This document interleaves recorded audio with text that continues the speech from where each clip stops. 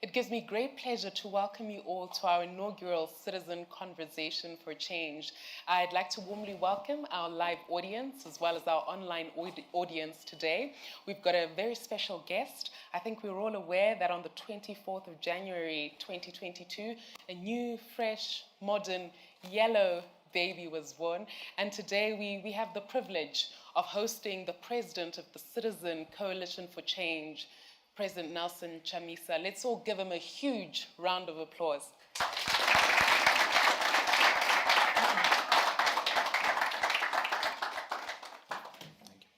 Thank you. Thank you. Mr. President, good evening. Thank you.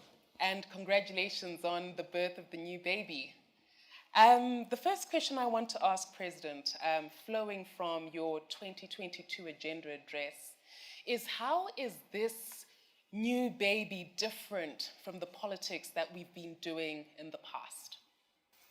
Well, I must say that the most crucial thing for us is the reformation of manners, the cultural revolution, the transformation of habits, but also a revolution of morals.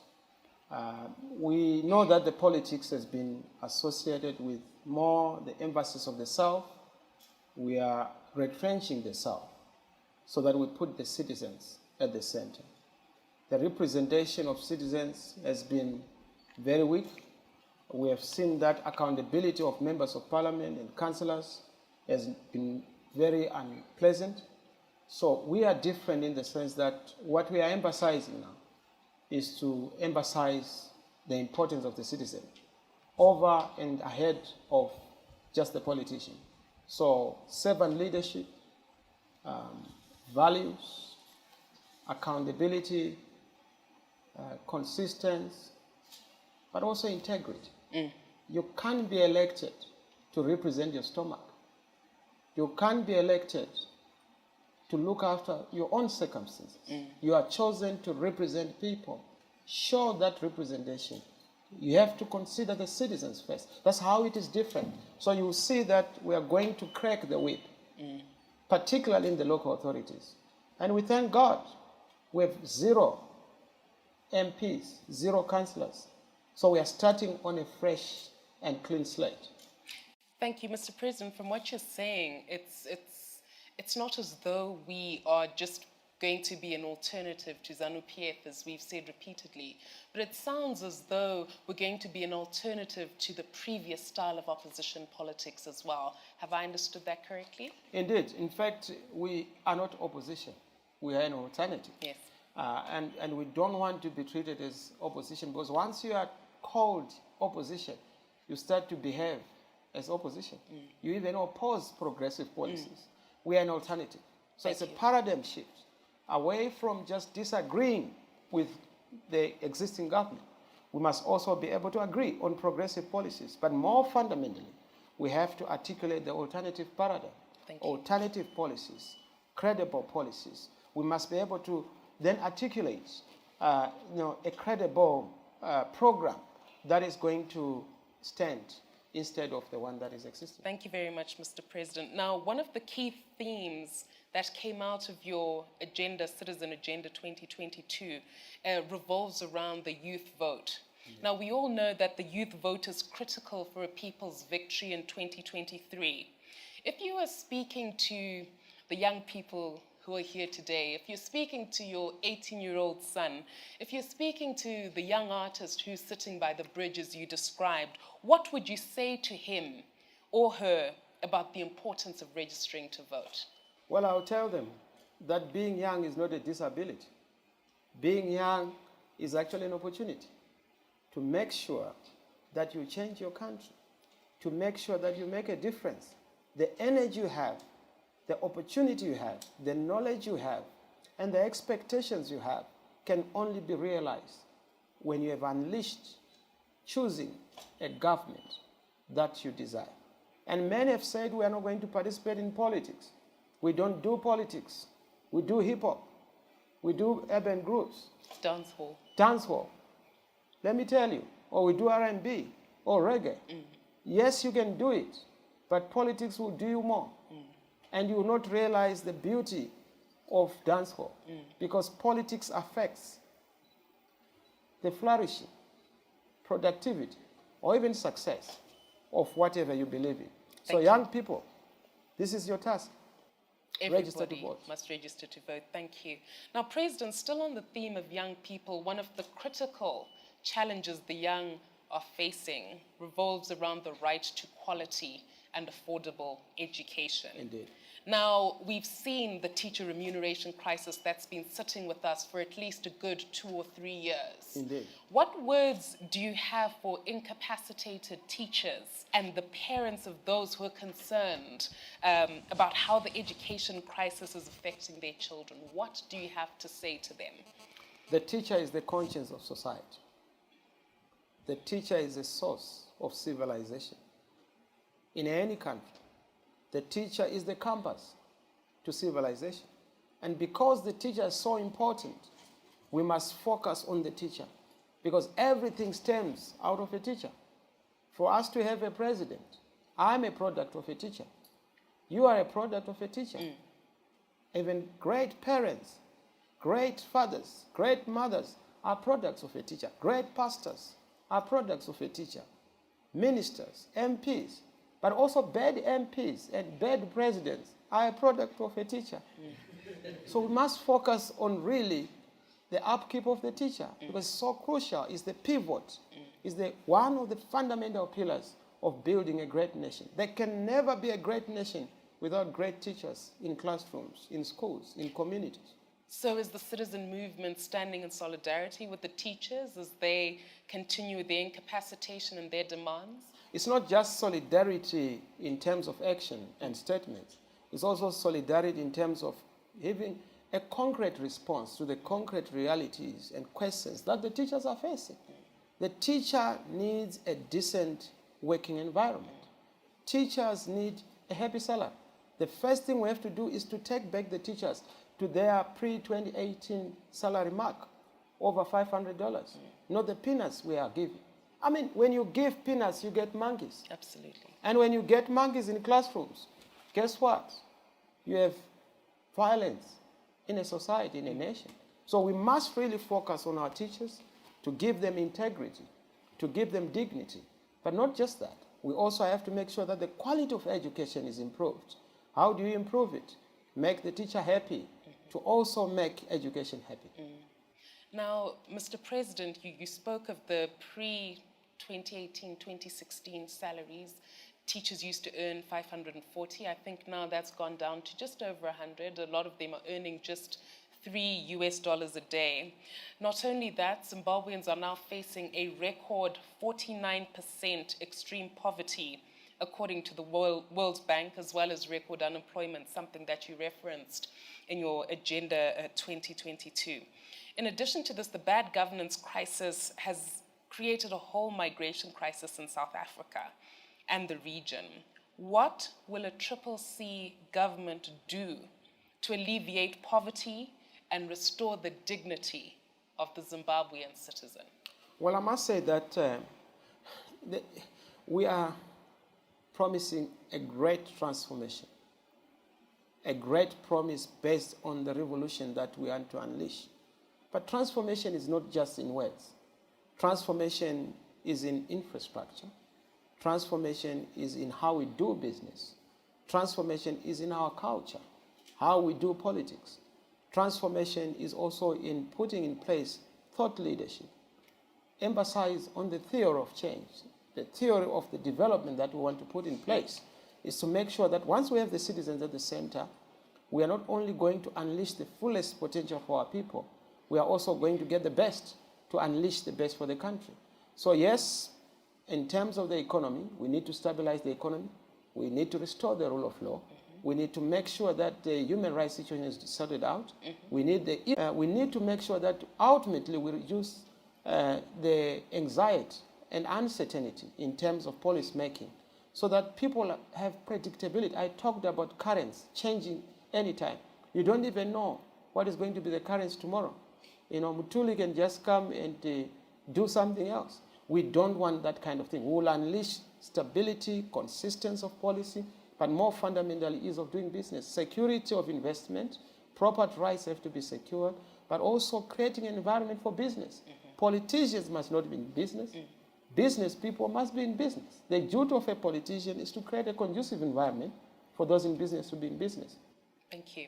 Now, Mr. President, it's no secret that you conducted a whirlwind tour of rural communities towards the second half of last year. Indeed. What key factors do you promise our rural communities under a new citizen government?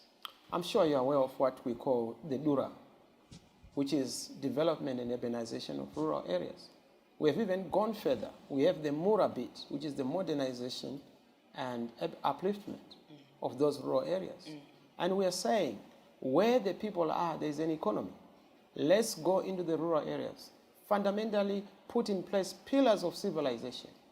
There are 4 pillars of civilization. Civilization, lines of water, lines of power and electricity. We need our people to have lines of communication. But more fundamentally, we also need lines of transport, road networks in the countryside, but also transform how our rural areas are designed. We need a developmental model that speaks to the rural economies. I mean, you go to Mtoko, they do tomatoes, fantastic. What can we do to the people in Mtoko so that their tomatoes are not, they are perishable, but they are destroyed as they are shipped to Harare? Why can't we just take them from Toko straight to the market?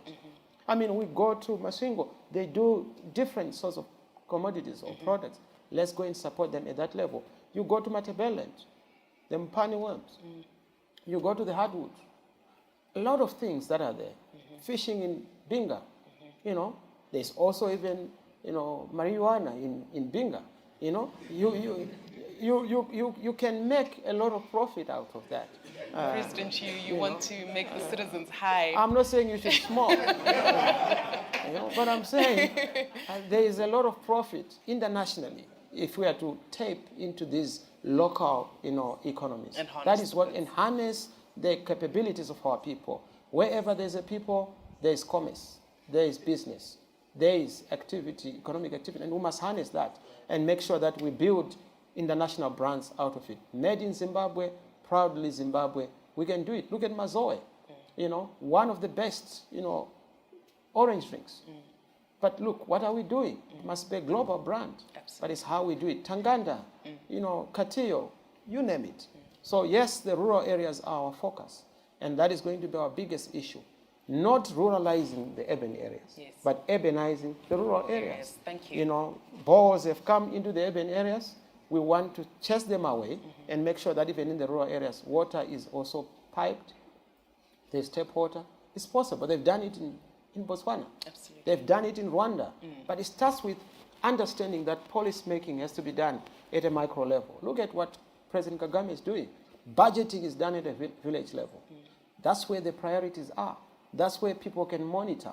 That's where people can actually cause leadership, government, MPs to account. So rural is golden, and we are going to make sure that rural areas have the pride of place in terms of policy priorities. Thank you, Mr. President. And on the subject of people, allow me to segue into the rights of women. Now, women make up more than 51% of the Zimbabwean population, yet their level of participation in the political space does not reflect this or their important contribution towards society. What will the citizen movement do to ensure that more women participate in politics? Well, a number of interventions, some legal, some political, but of course some cultural, some educational. But just to cap it all, we have to make sure that we restore the dignity of women at the family level, the role of women. You know, you educate a man, you educate a person. You educate a woman, you educate a nation. Indeed. And it's important for us to target women in terms of uplifting them in opportunities, starting at the micro level. If you go, most of the religions are peripherizing or marginalizing the girl child because of the beliefs, because of the culture. So we need to retrench all those cultures so that we are able to have a new thinking. That's why we need a transformation of culture, a transformation of values, at a family level, so that we also know that there has to be equity, fairness, and equality between the women, and the men, the girl child and the boy child, at educational level opportunities. That is the starting point. But more fundamentally, we also have to look at the inheritance laws. They are weird, they are bizarre. I've been a lawyer representing, women in cases where marriages have broken down. Women get a raw deal. We need a fundamental transformation so that we restore that dignity of women at that level from a lawmaking point of view. But more fundamentally, we have to also look at CEDAW and other instruments that promote gender equity so that we are aligned, even the sustainable goals, so that we are able to then do what has to be done for women. But in politics, we have to lower the threshold of hazard and risk. You know that, Fadzi, you have been abused so many times. When they see Fadzi, they see somebody who is looking for men. They even begin to give you men. But if a man is to also be in your position, they don't do the same. Yes. They don't bastardize, demonize, those who are active at your level. So we have to move from these stereotypes. It's societal stereotypes that we have to deal with, so that we have more women being able to step forward. We remove the gender stereotypes. Those who are in politics to save a nation and to develop a nation. That is what we must deal with. So I've said different interventions have to be put in place, but also some kind of an affirmative action. Yes.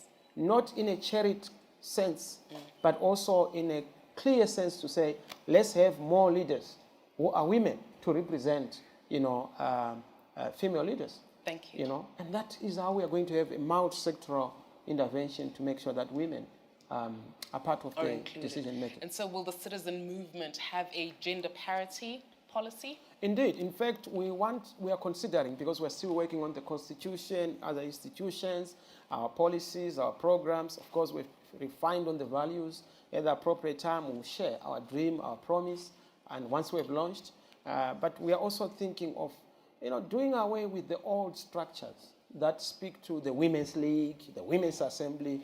Let's just have women and men, in a political party structure, so that we have a 50-50 parity, and there is no marginalization of women. Because marginalization begins with this approach of being seen as if we have a separate, bifurcated or a lager mentality, balkanized approach to promoting the case of women.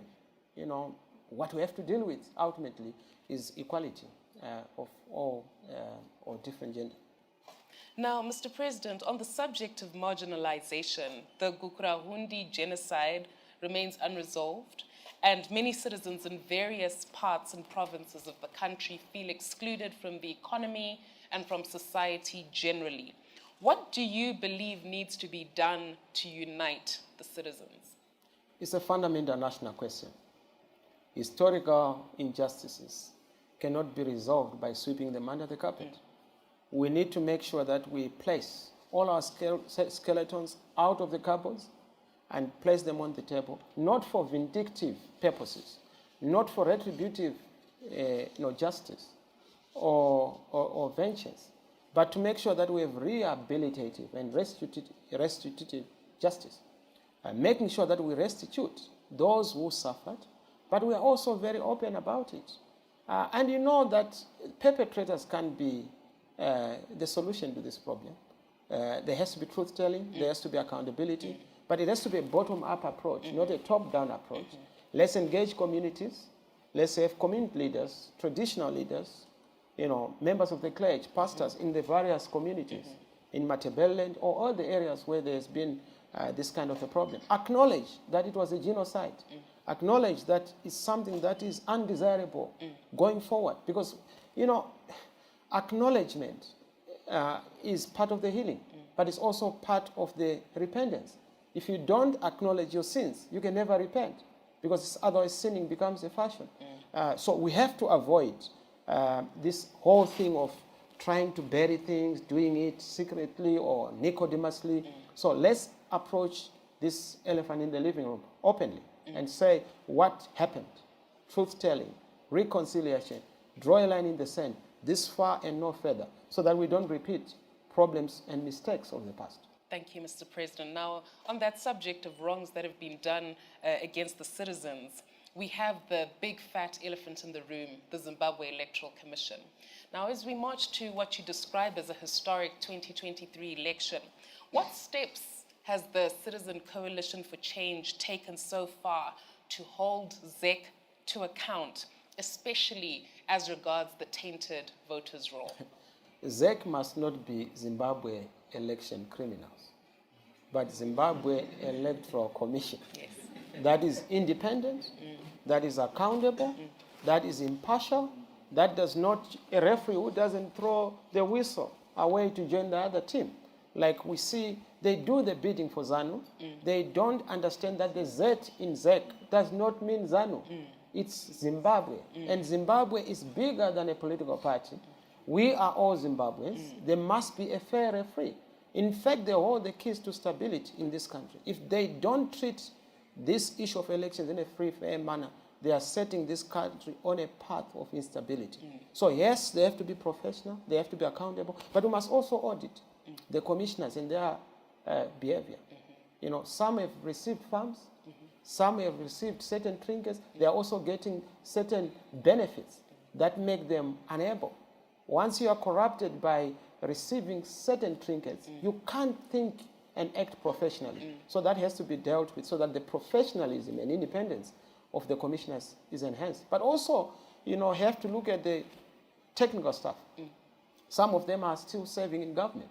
So we have an audit of all those so that they are particularly very independent. We're already doing that. Right. We also commissioned experts to start to look into the voters' roll. And we have exposed you know, some of the anomalies that we are seeing. And of course, we are going to act on them politically and legally, and we have even mass action and political action to make sure that we have recourse and there's a fair election. We don't want rigged elections because they also produce rigged policies. Now, one of the things that you mentioned in your Citizen Agenda address relates to Zimbabwe's rank in the anti-corruption or corruption index. You indicated that Zimbabwe ranks 157 out of 180 in the world's corruption perceptions index. And also, according to ZEC, at least $2 billion is lost to corruption and illicit financial flows every year. $100 million is lost monthly to gold smuggling. Now, this is money that obviously could be used to fix schools, roads, and hospitals. What must be done to make the fight against corruption effective? A fish rots from the head. It starts with the leaders. The character of any nation is usually the character of its leader.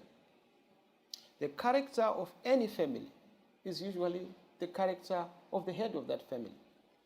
So if you go to any institution, if you just want to understand who is at the helm, just look at the behavior of that institution or the culture of that institution. So it all starts with the leadership. You know, the tone is set at the leadership level.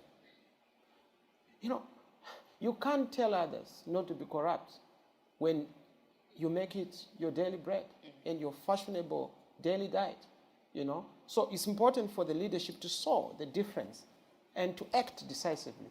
You know, one thing about corruption is that corruption does not come like a giant elephant. It comes like a little fly, like a mosquito. And before you know it, it has visited you in small, you know, bribes, and it becomes an elephant in the living room. And you want to deal with it, it deals with you. So you have to deal with corruption at the very basic of stages, and it starts with leadership. That's the first one. But number two, there has to be very stiff penalties. I don't understand why somebody would be corrupt, they go to jail, they're given bail. But somebody who steals a beast, cattle, you know, that is almost 9, mandatory. And that's what we must make. People must be hanged if they steal public money. Because you are not just stealing, you are stealing a country, you are stealing a generation, you are stealing a future. And you must be dealt with as such. And that is the tough leadership we are going to provide. No stealing, no stick fingers, and no appetite that is ungoverned. No galloping greediness. We have to live within our own means. If you are a servant of the people, It's not about the self. It's about others. It's about service. It's about making. Why should you have the most expensive cars being driven by people who are in government? And yet people in the corporates do not drive such cars. This taxpayers' money. We just have to give you a wheelbarrow to transport you from one place to another. Why do you need an expensive car? You are not a Mpinga. Why do you want to be I don't know who the Mpingas are now. I used to know Jinimbi. So, God bless his soul. We have to make that distinction. Yes. But it's a leadership ethic. It's transformation of values. Right. It's reformation of manners. In fact, change of government is not just change of personalities. You can remove Mnangagwa, you put Chamisa. If you have not changed the culture and the values, you have not done anything. Because what you are simply doing is to change the appetite of those who are greed. You have one great politician, but another one coming. It doesn't change a country. So we have to change values. And it has to be the ultimate answer to dealing with corruption. But also stiff penalties. Look at what they do in China.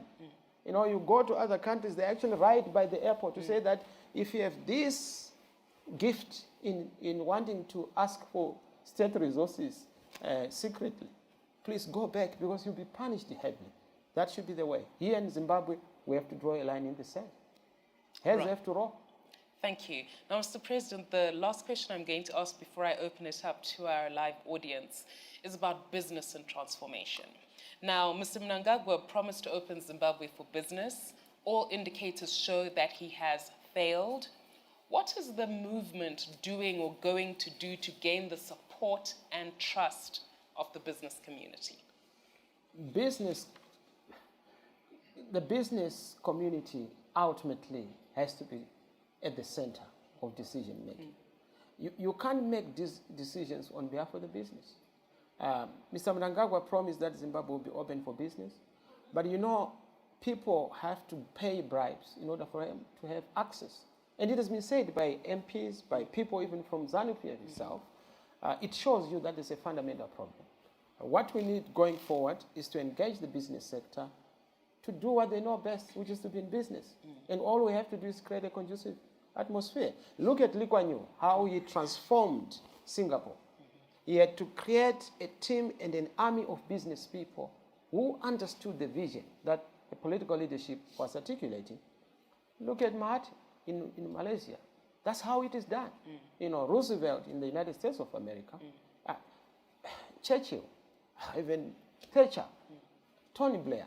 You need a core group of business people because politicians and politics must create an environment and not fight business and not undermine business through inconsistent policies or contradictory policies. You look at the monetary policy. People don't know what the monetary policy is going to be. Look at the fiscal policy, the budget, you can't even predict. There's no predictability and consistency. That is how we are going to at least bring sanity into the business community. Of course, investment is going to be a big issue, but people want security of their investment. Nobody's going to invest when their property is going to be stolen or money destroyed without any recourse. But also the rule of law. We need an independent judiciary where you know that if there is a dispute, a commercial dispute, adjudication is going to give you fair value. Yeah, and swiftly. Indeed. So those are the things to be dealt with. And of course, business people know that we are good for business. And they know that when we then come into government, this country is going to boom. I can tell you that Zimbabwe is the next big thing on the continent once we take over. Look and watch the space. 2023 is a big year, not just for business, for everyone. Because you see, we don't create jobs as politicians, but we create a conducive environment for jobs to be created by those in business. In that way, of course, government then is able to unleash the fullest of potential for business, for workers, for the citizens, and of course for consumers. Thank you. Now I'm just going to open the floor up to our audience. If you've got a question, put your hand up. These are the kind of young people that I love who are all eager to ask. I'll start with the lady. If you can please assist her with the mic. Thank you. My question will be directed to His Excellency. I'm the current Gender Secretary at the National Gender and Welfare at ZINASU. So I speak on behalf of the largest constituency in Zimbabwe, which is the feminine domain. I hear that His Excellency pledging support and pledging to outline gender parity policies. My question, Your Excellency, is when does this begin? We were devastated in the past election, and now after today, after you've outlined your vision, we would want to know, as the largest constituency, when do these promises start to take effect? Do we wait for 2023 elections, or you have something in terms of numbers? For example, from the 26th of March, you have filtered this many women in for that ballot, and going forward, do we have affected the concerned women also taking positions, standing up for us for next year in 2023, representing us directly? And in terms of the women's quota question, what do you also have for us? When does this begin, Your Excellency? So that in the future, from today onwards, we would know that you are on our watch, being answerable to 1, 2, and 3 resolve as the largest constituency in Zimbabwe. And on behalf of the welfare of the students in all of Zimbabwe, I would like to ask you, His Excellency, what plan do you have in terms of promoting student enterprise? Thank you. Thank you. Mr. President. Thank you very much, and thank you for the passionate, confidence and belief in your portfolio. Clearly, young female leaders need to be supported. People like yourself, supported in capacity building, but also, more importantly, supported in the platforms that you get to be able to represent the broader, society of our female cadres. Practical issues, parliament-wise, we have always said we are now moving away from the so-called toxic primary elections that are imposed from the top. We are moving into a community consensus process. So we are encouraging communities to make sure that they also put women first, citizens who are women and female first in terms of positions in parliament, positions in the local authorities. On our own, within the citizens movement, we are also going to make sure that representation, as I said, is actually on an equal basis, so that we are able to advance the agenda. So you can begin to look at how we are going to be structured. You can also begin to look at our policies, look at our culture. As we unleash them, it is actually a now thing. It's not about tomorrow or after 2023. Begin to judge us on the basis of our policies, our posture, disposition, and of course our orientation in terms of the composition. Look at how we are going to present this. Now, student enterprise, of course, our duty and our obligation is to engage the students. I mean, there's always been this approach of having leaders coming to impose solutions that are not coming from those who are affected. So we want to engage you, the students. Tell us how you want us to support you from a policy perspective, but also from a leadership point of view, so that you are unleashed, Let the female leaders, let the students thrive. And they can only thrive when we give you the opportunity to shine. That's part of the transformational politics that we are talking about. Transforming how decisions are made, so that it's coming from you, telling us what you want, rather than us telling you and promising you what you probably do not want. Thank you. Thank you very much, Mr. President. Yes, sir. Don't worry, I'm going to do my best.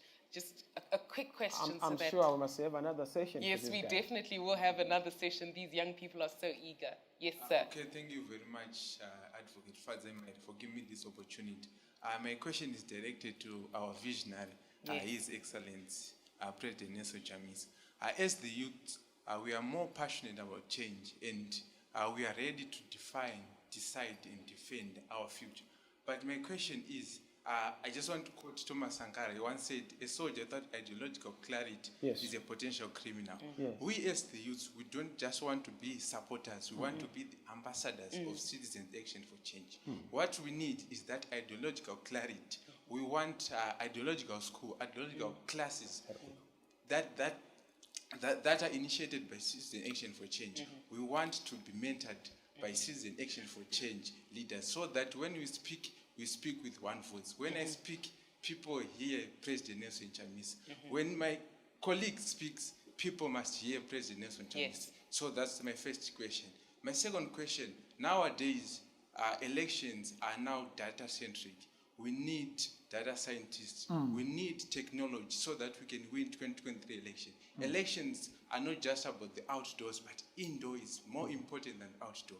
So, for example, I'm doing data science and systems. We want opportunities to volunteer for the party. We want opportunities so that we can use GIS technology for you, so that you can determine where to put resources. So can GIS make me win the presidential?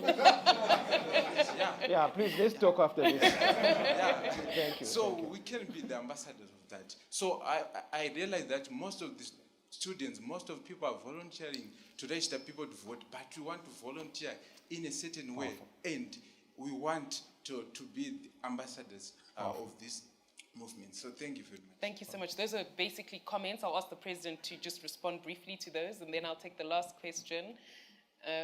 Okay, 1, 2, 3 are my last ones. Fadzi, Okay. I don't normally protest, but The president has protested, so I'll just pick the man in the yellow, president. That will be the last one, and then you can just. we can always create another platform. Sure. Yeah, but thank you, my brother. Very deep questions. The first one has to do with having the correct, ideological anchor. You're right. We don't want brainwashing. We want also to equip and mentor young people, young citizens, to be solid on the trajectory, on the revolutionary theory of this transformational trajectory. And I'll tell you that we've already begun a school. It's called the School of Leadership and Ideological Development, SOLID. So you have to be a solid cadre. You have to be a solid citizen. You have to be a solid leader, a solid MP, because you have gone through the issues to do with our history as a country. We are building people who are able to be loyal to God, the Maker, to be loyal to our country, its people and its resources, to also be loyal to the values that we stand for. That organizational, posture, what you stand for, and to be able to stand for that. So that is coming. We will then also have those who are willing to be part of the leadership school, because Africa's biggest problem is not just a problem of not having the correct politicians. It's a leadership problem. If we don't address leadership from a lower level, we'll always have problems. So leadership question has to be fixed. Like Clinton said, is the economy stupid?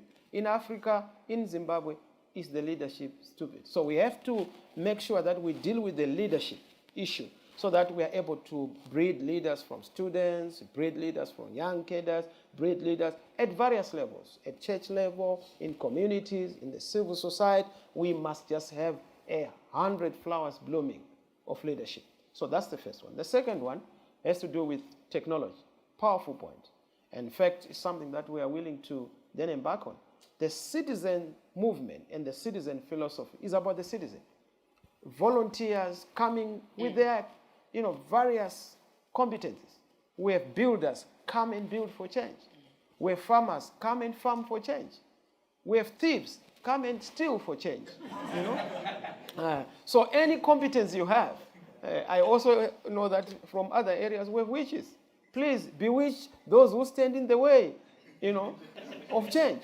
So every competence, let us volunteer for change. And thank you for your expertise. We really appreciate it, and I hope that we'll engage you and many others, professionals, accountants, lawyers, engineers, doctors, nurses. Let us all put our shoulders onto the block and change our country for the better. We are the best country on the African continent, but we can't assume or reclaim our number one position if we have not taken the initiative ourselves in our various competencies, skills, and endowments. We are the brightest people in the world. That's why we've populated all the capitals of the world. But we have to make sure that we leverage on that competence for the benefit of our great country. Right, so all that remains, Mr. President, is for me to thank you very much. You protested. The young man. Because he's wearing yellow. In fact, just give the last three, if that Okay, pleases last you. three, President. Sure. Thank you very much for that So indulgence. you can almost have a fair share of the Thank you. test of government that we are going to have. Thank you. It's all It's democratic. always going to be about what you want to see. But I'm going to ask you all, keep your questions short so that we can just accommodate the other three that have been mentioned. Thank you. Okay, thank you for the opportunity. Mr. President, the question being directed to you. I welcome all the remarks that we have been hearing, but however, taking note of the keyword citizen, I have reflected on the people living with disability and those on the street. What word is there that ensures that there is policy crafting by the citizen and then policy delivery? Because we're having a case where we craft the policy as the citizens, but at the end of the day, there is paperwork that stops the policy delivery. So what are you going to say about that? Well, in fact, thank you very much for what you have said. You have articulated so eloquently what is problematic about our politics. The citizen is not given the opportunity to make a decision. Let's go to those who have challenges so that they are the ones who articulate, who are able to drive policy, even its execution and implementation. I mean, look at what is happening in this country. The people who make fundamental decisions around public transport are people who don't even understand what public transport is. These are people who have private cars, who drive their own cars. They don't want to even bother to ask those who use public transport to say, is a Zupco appropriate for you? They'll just say, take a Zupco. They are benefiting from that Zupco because they are the one who did the contract. But they've not gone to the people to then ask the suitability of that public policy response or public policy intervention. It's the same thing for those people with disability, PWD. You have to go and ask them, because I can't pretend that I would know what the real challenge is, because it's unique.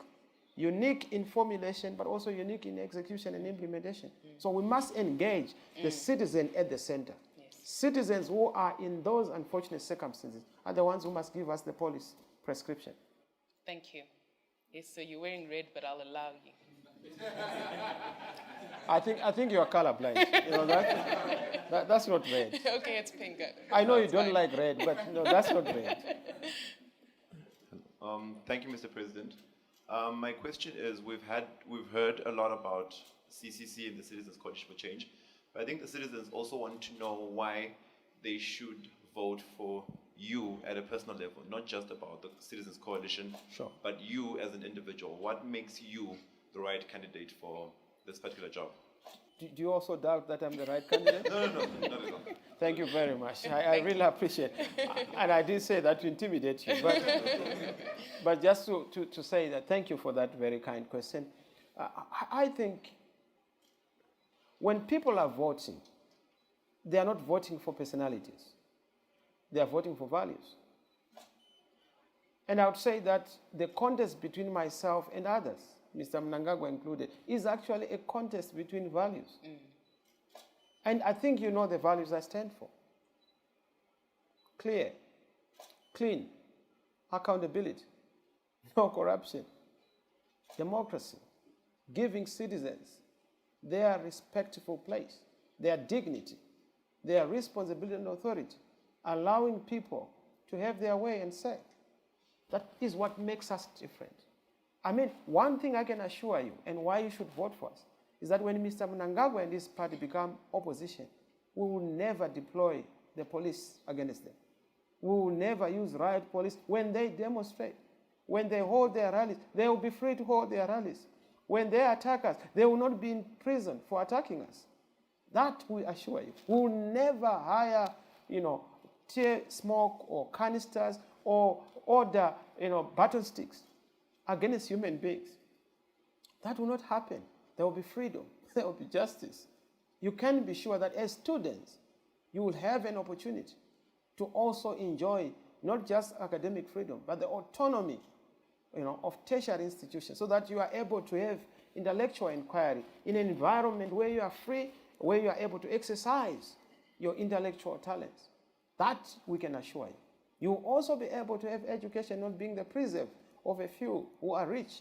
It will be accessible to all. Just like what was done during the Smith regime. And most of these leaders have benefited from the loans and grants, before. That is what we must go back to, so that education does not become a privilege and a commodity. It must be available to all. I understand it. Being a rural boy, I'm a rural boy who has now been a city boy. I understand the transition. So yes, that will help to also help those who are in circumstances of need. Thank you. Now, okay, I'm going to just take one more. Just one more. I'm sure you had picked on him to be Okay, the last one. that's okay. The President has spoken. No, you had picked. That's fine, that's fine. Go so. But part of the duty of the president is also Is to correct guide, citizens, absolutely. citizens who are mistaken. This is true. Thank you very much for the correction, Mr. President. Yes. Thank you. Mine is just a question that is more like a concern that I know is perverted the minds of a lot of citizens. In fact, what are you doing, Comrade President, to ensure that you ameliorate the issue to do with double candidature? I still remember the last time at a press conference when the spokesperson is addressed, she was very sure that the issue and the problem was going to be addressed. But up until this time, we are hearing a lot of things that are coming in. I may not be willing to understand the basis upon which that problem emanated from, but maybe how are you going to address the problem? Thank you. Thank you, sir. Thank you very much. Brilliant question. Thank you very much. And I know that it's nagging a lot of people. Yes. I get it in my inbox, my DM. People keep asking, Mr. President, why is it like this? You know, you must understand two problems. First one, old habits die hard. You know, we're a new movement, but there are other people who are trying to import their old habits into the new movement. And these people are a dangerous lot.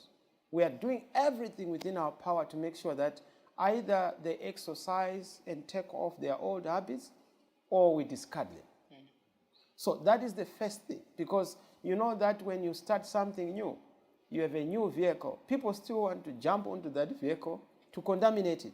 So we are very conscious of that. That is the first problem. But the second problem also has to do with us being a new kid on the block.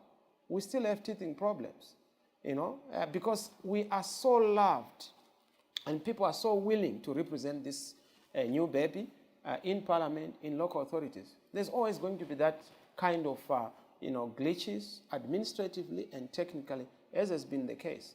But there is an issue that we are dealing with. But going forward, I've also said, look, once bitten, twice shy. And I've learned my lessons as a leader. If I'm still the leader, because, the citizen movement has to choose the leader, ultimately. If I'm still the leader, we'll have to make sure that we centralize the issue of who signs for the people who then become candidates. And surely one person can't sign for double candidates. What caused problems that we have too many people signing? Like we had 4 people who were signing. Some now sign because, of proximity, familiarity, history, and other things. So those are some of the things we are trying to really flush out. It's not a walk in the park. It's not an instant coffee kind of thing. It's a very tough call. But I can tell you that you will not see the kind of problems. And you know that the buck stops with the leader, and that we are sure is a very concerning issue. But we did very well. I mean, you look at all the seats that were there, it was just 2 constituencies or 2 seats, ward seats for that matter, where we had challenges.